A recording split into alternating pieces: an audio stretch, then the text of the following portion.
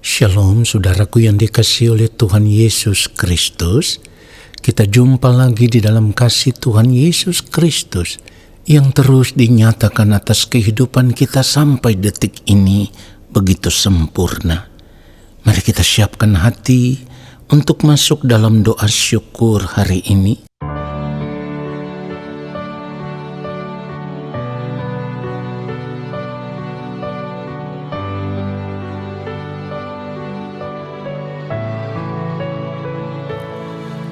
Kerajaan-Mu Tuhan, itu kerinduanku, tiada yang lain.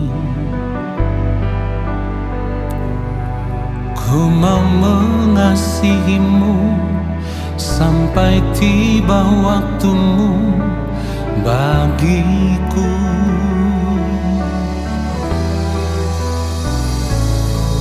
Menghormati-Mu Tuhan dengan segenap jiwaku selama ku hidup. Ku mau jadi anak-Mu yang taat dan setia selamanya. Ku mau seperti Yesus, ku mau seperti Yesus. Selama hidup hanya melakukan kehendak Bapa. Ku mau seperti Yesus, ku mau seperti Yesus. Senangkan hati Bapa, hidup menjadi berkat, memuliakan nama-Nya.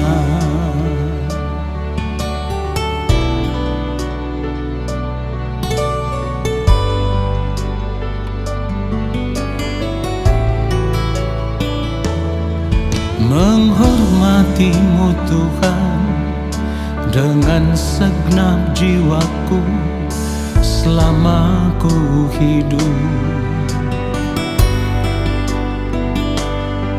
Ku mau jadi anak-Mu yang taat dan setia selamanya. Ku mau seperti Yesus, ku mau seperti Yesus. Selama hidup hanya melakukan kehendak Bapa. Ku mau seperti Yesus, ku mau seperti Yesus. Senangkan hati Bapa, hidup menjadi berkat, memuliakan nama-Nya. Oh, ku mau seperti Yesus, ku mau seperti Yesus. Selama hidup hanya melakukan kehendak Bapa. Ku mau seperti Yesus, ku mau seperti Yesus. Senangkan hati Bapa, hidup menjadi berkat, memuliakan nama-Nya. Oh, Senangkan hati Bapa, hidup menjadi berkat, memuliakan nama-Nya.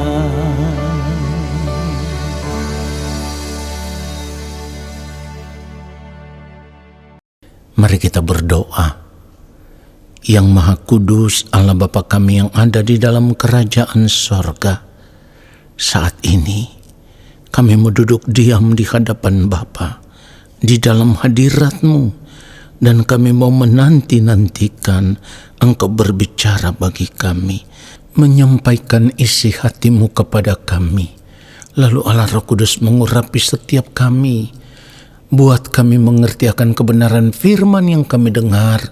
Lalu kami mau berjuang untuk hidup seturut dengan firman-Mu di sepanjang hari hidup kami, supaya pada akhirnya kehidupan kami boleh ditemukan berkenan di hadapan Bapa di sorga.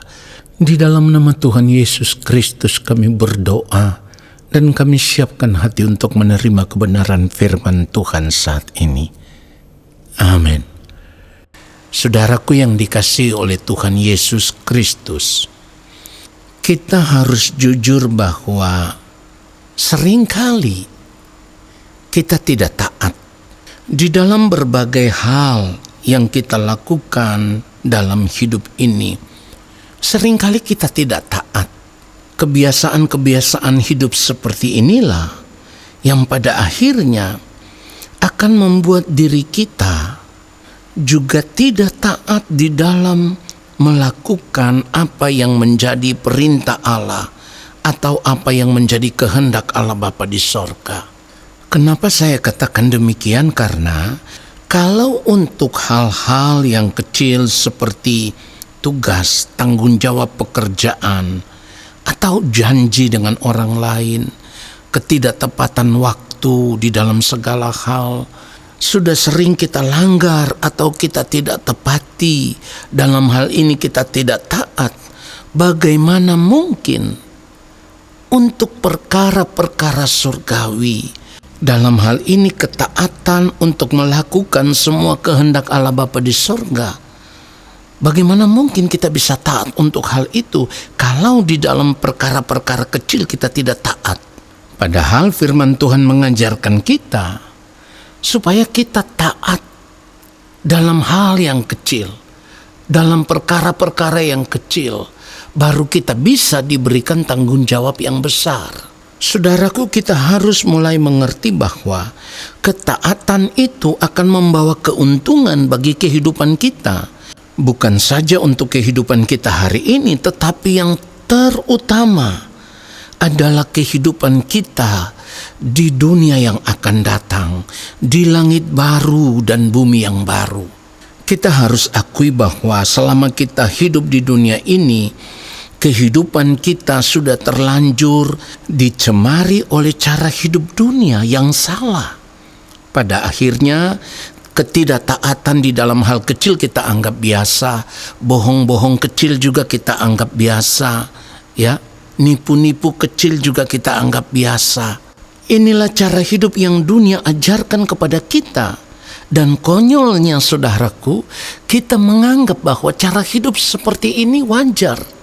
Nah, saudara yang dikasihi oleh Tuhan Yesus Kristus, sebagai orang percaya, cara hidup seperti ini tidak berkenan di hadapan Allah. Ketaatan kita harus benar-benar sama seperti ketaatan yang maha mulia Tuhan kita Yesus Kristus ketika masih hidup di dunia ini, ketika masih hidup sama seperti manusia. Tuhan Yesus hidup di dalam ketaatan penuh, tunduk di dalam kedaulatan Allah Bapa di sorga, dan ketaatan yang Tuhan Yesus nyatakan dalam hidupnya tanpa batas. Ibrani pasal yang ke-5 ayatnya yang ke-8, firman Tuhan katakan begini, dan sekalipun ia adalah anak, ia telah belajar menjadi taat dari apa yang telah dideritanya. Ayat 9, dan sesudah ia mencapai kesempurnaannya, ia menjadi pokok keselamatan yang abadi bagi semua orang yang taat kepadanya.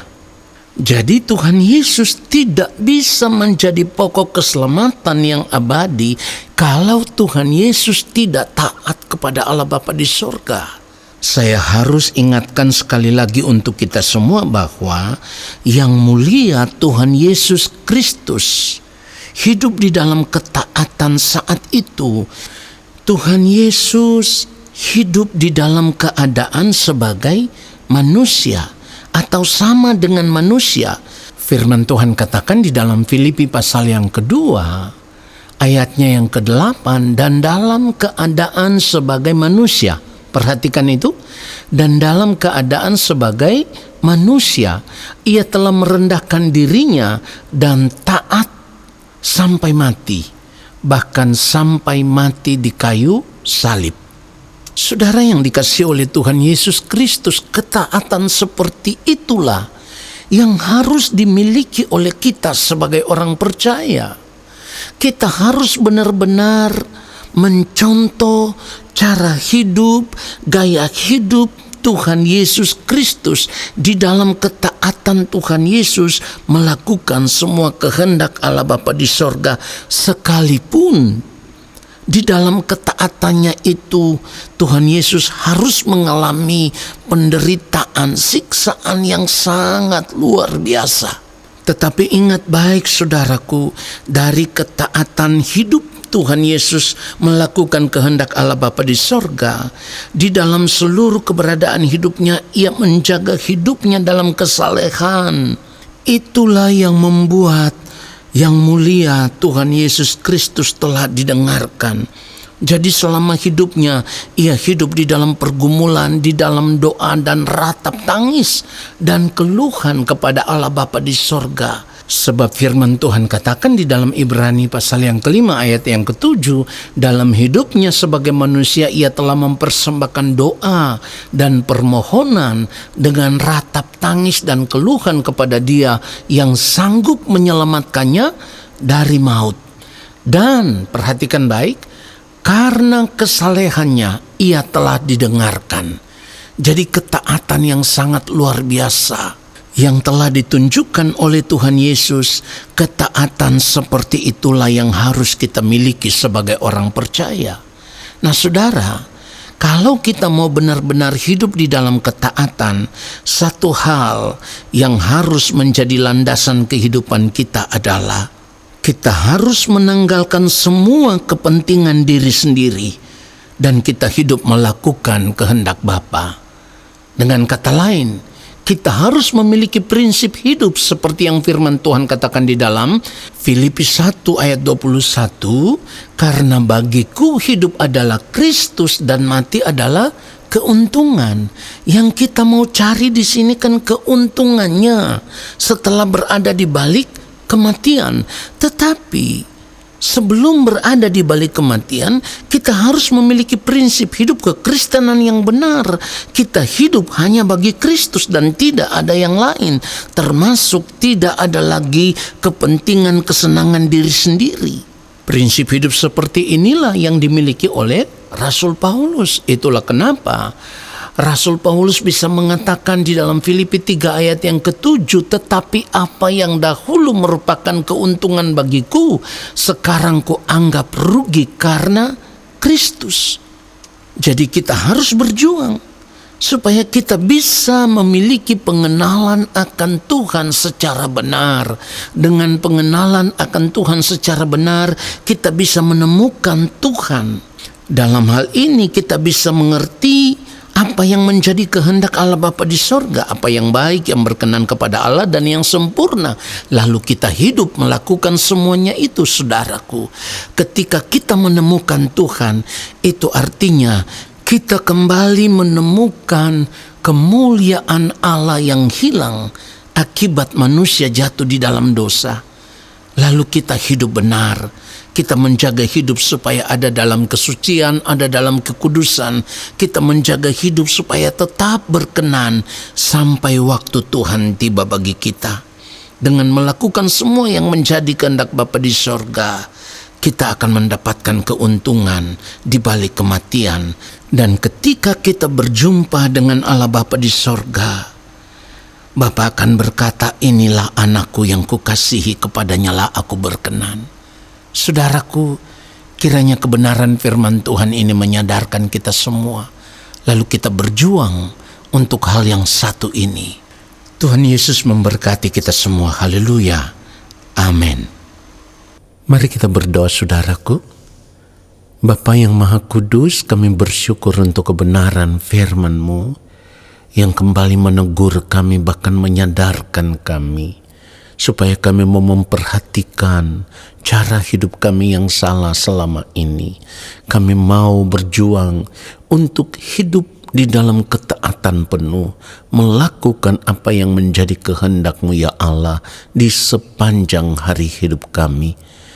Ampuni kami kalau selama ini kami tidak sungguh-sungguh hidup di dalam ketaatan ya Bapa. Kami mohon belas kasihan Bapa mengampuni kami, menyucikan, menguduskan kehidupan kami. Dan kami mau hidup dalam komitmen kehidupan yang baru. Kami mau hidup di dalam ketaatan di sepanjang sisa umur hidup kami. Sama seperti yang mulia Tuhan Yesus Kristus, taat di sepanjang hidupnya dalam keadaannya yang sama dengan manusia ketika masih hidup di dunia ini. Hidup melakukan kehendak Allah Bapa di sorga. Saat ini ya Bapa, kami mau memilih untuk hidup dalam ketaatan penuh, melakukan kehendak-Mu ya Bapa di sorga. Kami serahkan segenap hidup kami untuk hidup di dalam pimpinan kuasa Roh Kudus yang akan memimpin kami ke dalam seluruh kebenaran. Dan kami mau berjuang untuk terus hidup benar dalam ketaatan penuh, supaya di ujung hidup kami boleh ditemukan berkenan di hadapan Allah Bapa di sorga. Terima kasih yang mulia Tuhan Yesus Kristus untuk firman-Mu yang sudah memberkati kami. Lalu saat ini kami semua mau mengangkat tangan di hadapan Bapa di sorga. Kami percaya Engkau akan menurunkan tangan dan memberkati hidup kami. Turunlah atas kehidupan kami segala berkat kasih karunia daripada Allah Bapa di sorga. Rahmat cinta kasih yang berlimpah-limpah dari Gembala Agung yang mulia Tuhan Yesus Kristus di dalam persekutuan yang manis dengan Roh Allah yang kudus, menyertai langkah hidup kami dan memberkati kami sekarang dan sampai selama-lamanya. Amin. Saudaraku, terima kasih sudah mengikuti doa syukur hari ini. Sampai jumpa dalam doa syukur besok hari. Tuhan Yesus memberkati kita semua. Shalom.